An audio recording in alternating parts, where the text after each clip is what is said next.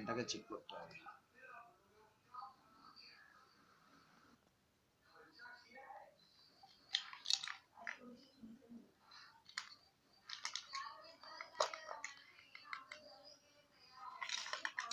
সবসময় জানবেন বন্ধুরা, এই যে দুটো তার আছে, এই দুটো তারের নেগেটিভ পজিটিভ যে লাইন আছে, এই দুটোকে আগে আপনাকে চেক করে নিতে হবে যে এই তারটা খারাপ আছে কিনা, যার জন্য যে কোনো ইনস্ট্রুমেন্ট চলবে কি চলবে না।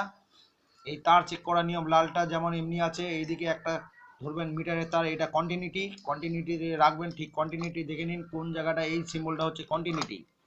এখান থেকে এমনি করে দিবেন, দুটো তারকে এমনি করে সাটাবেন, সাটিয়ে দেখবেন যে এর সাথে কোনো শর্টেজ আছে কিনা। এই দেখুন লাইন পাওয়া যাচ্ছে না, তার মানে তার খারাপ থাকতে পারে।